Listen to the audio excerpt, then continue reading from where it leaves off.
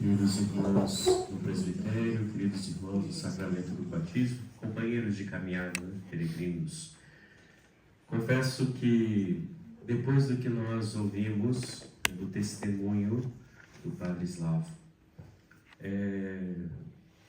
fazer uma homilia é chover no molhado. Mas a primeira coisa que eu gostaria de destacar nessa celebração é justamente isso, né? Perceber o que a irmã disse, Paula, não é isso? Que a Paula disse no finalzinho da sua apresentação, né?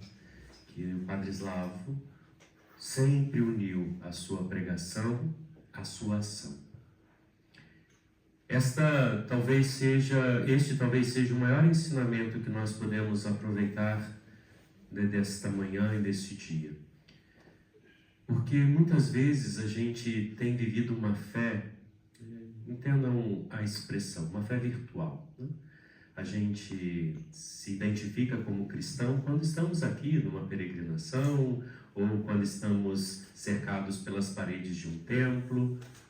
Mas esta fé, meus irmãos, não é para ser vivida somente em alguns momentos específicos da vida, ela deve ser vivida o tempo todo, dentro das nossas casas, na nossa família, na fila do banco, na fila do mercado.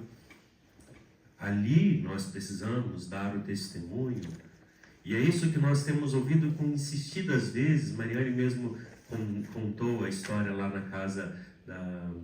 Eu sou péssimo para nome, né? Na última casa que nós... Visca, na casa da Visca, né? Que fazer o jejum na quarta-feira não era nenhuma obrigação, era natural da sua vida. Essa deve ser a grande meta da nossa vivência de fé. Que as palavras que nós ouvimos, que os ensinamentos da fé se tornem naturais na nossa vida, que não seja nenhum esforço. Ainda precisamos caminhar muito, mas esta é a nossa meta. E principalmente quando o sofrimento bate à nossa porta, quando as coisas fogem do nosso controle, quando os nossos projetos, as nossas expectativas são frustradas. É aí que a fé precisa se manifestar.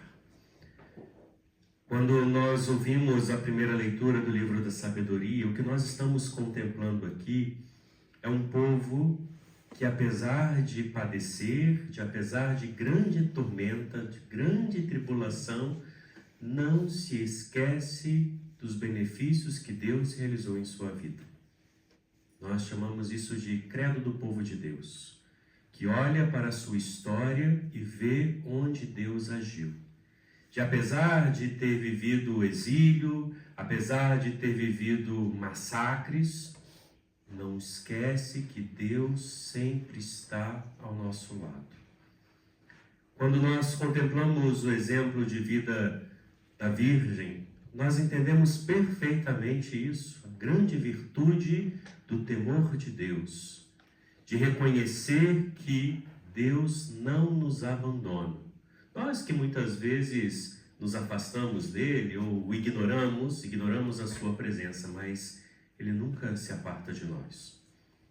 Nossa Senhora, quando disse o seu sim, não tinha a mínima noção do que estaria por acontecer e não teve, acredito que vocês saibam muito bem, né, do que aconteceu com a sua vida.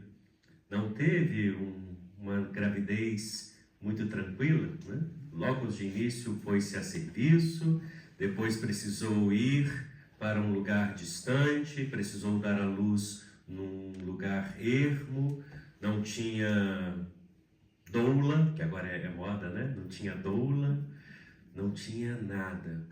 Então logo um menino nasceu, precisou fugir. E assim viveu sempre com o coração, como diz o texto bíblico, guardava tudo no seu coração. Eu dizia hoje no café da manhã, são algumas expressões que a gente precisa entender da Sagrada Escritura, né? Nós, no Ocidente, a gente tem o coração como a sede do sentimento. Para o oriental, né, para o judeu, não. O coração é a sede do entendimento. Quando Nossa Senhora guardava as coisas no coração, ela procurava entender, à luz da fé, tudo aquilo que estava acontecendo, né? O oriental sente com intestino, né, com as entranhas. Então, quando Maria guardava no coração, ela trazia à luz da fé tudo aquilo que estava acontecendo. Este é o convite que ela nos faz. Quando as coisas nos acontecem, procurar entender à luz da fé, procurar enxergar, apesar das realidades controversas da vida, a presença de Deus. E assim, meus irmãos, a fé vai se amadurecendo. Tantos santos testemunham a grande profundidade da fé em momentos de profundo silêncio de Deus, como Teresa de Calcutá fala da escuridão, como São João da Cruz fala da noite escura, mas é aí que se fortalece a fé. A fé, né, isso precisa ficar bem claro, né? A fé, ela não é sentimento. A fé não é sentimento. A fé é razão. É trazer a nossa consciência que Deus não nos abandona. E se queremos um belo exemplo disso, é olhar para a Virgem, que mesmo quando contempla o seu filho crucificado na cruz, não se desespera, mas tem certeza de que Deus fará grandes maravilhas apesar do grande horror testemunhado. Que esta fé também nos motive, que esta nossa peregrinação, esta nossa proximidade com a Virgem neste lugar, com o testemunho desses homens e dessas mulheres que têm a fé como grande princípio da sua vida, nos inspire também a viver deste modo.